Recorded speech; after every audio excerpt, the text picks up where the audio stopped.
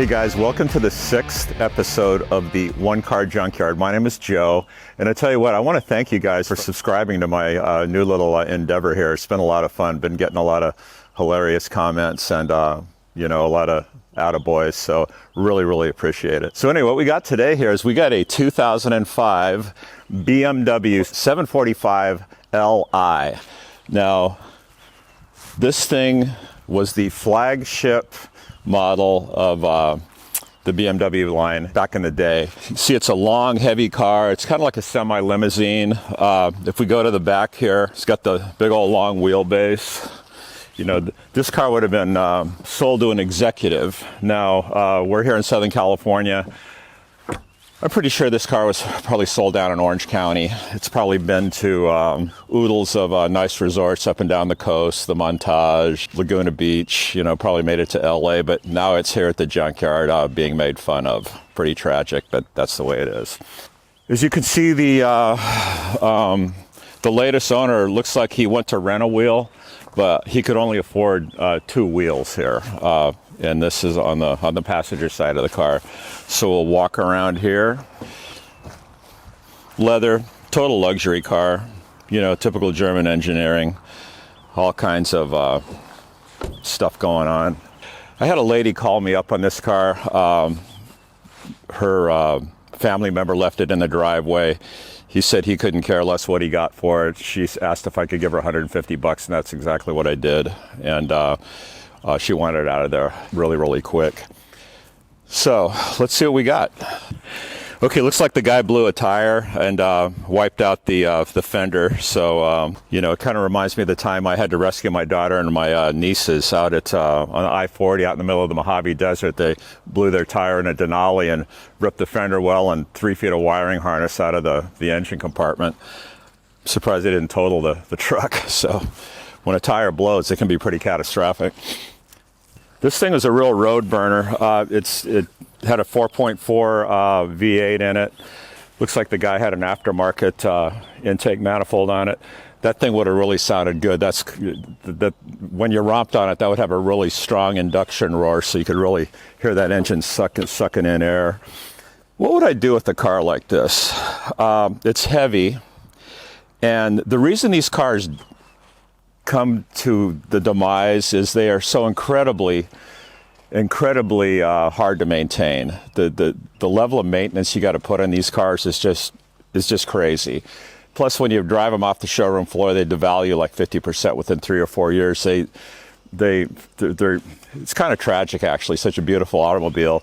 So guys they give up on them, especially here in California, because it's the thing's going to probably, after about 5 or 6 years, it's going to throw a lot of codes. The engine light, the check engine lights are going to go on. Guys don't know how to turn them off. You can't get them smogged. They're expensive to register, so that they just wind up in the junkyard.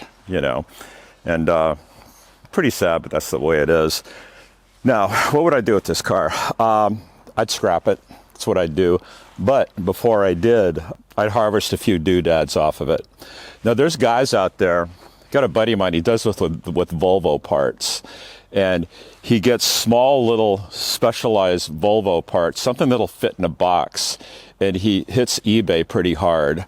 Now, in these cars, there's all kinds of small boxable electrical components that you can sell on eBay. In fact, before we scrap this thing, I'm going to call him up and say, hey, man, go ahead and pick whatever you need off this thing and get them on eBay, and, we'll split the money or whatever. Let me show you what I would save on this thing, okay?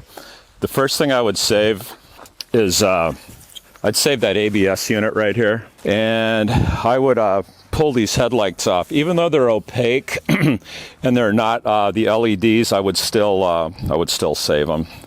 Take them to like a lot of car washes. There's guys out there that'll polish them up and make them look more presentable.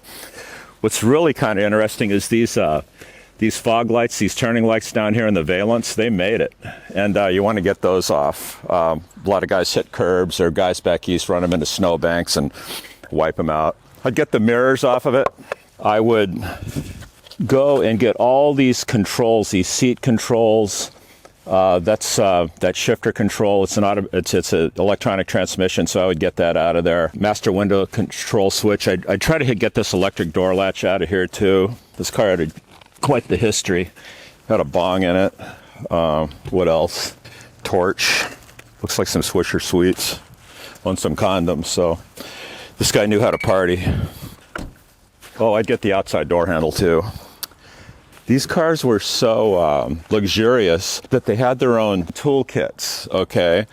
But, you know, who's going to be fixing their $80,000 Beamer on the side of the road anyway? But, you know, the Germans, they kind of overdo it. But let's see if it's got a toolkit in it. They're always in the trunk of these big... Oh, and by the way, this is if you get kidnapped, okay? This is a glow-in-the-dark handle, and you get put in your own trunk. You pull this handle, and you can get out. So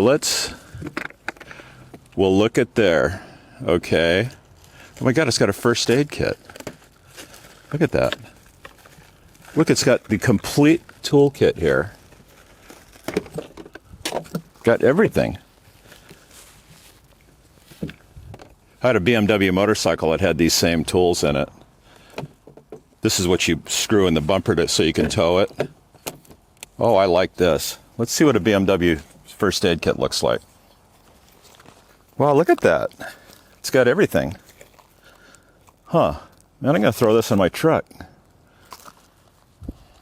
Save that. Okay, guys, we're going to harvest this mirror here. Let's also... Oh, yeah.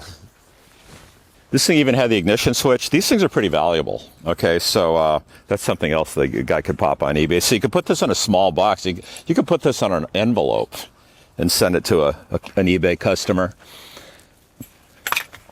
So yeah, that's what I would do. Paid $150, paid $50 to get it to the yard.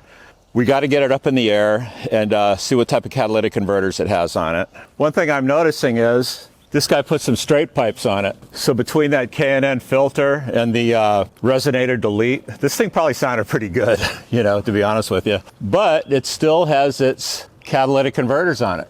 A lot of you are still wondering, how do I round this stuff up? How do I have access to an unwanted or a junk vehicle that I can process now and then? Remember, we're not getting into the business of doing this. We're trying to do these onesies, twosies, okay? Well, one thing, it's kind of a cool little thing that I've done in the past, a lot of guys do it, is churches, they have programs, okay, for Saturday or Sunday services, and people can actually advertise in these things, and it's really, really inexpensive. You know, there's the typical stuff, insurance companies, plumbing companies, but if you put a little ad in there just saying, I buy unwanted and non-running vehicles, okay, cash paid, put a little ad in there, and people go to their worship and then get these things and see your ad. You just might get a call. In fact, I got a good vehicle out of something like this. We're going to show you here in the next couple episodes. That's something you might want to look into. Hey guys, thanks for watching episode 6 of the One Car Junkyard featuring this flagship BMW. Make sure you like, follow, and subscribe, and we'll see you next time.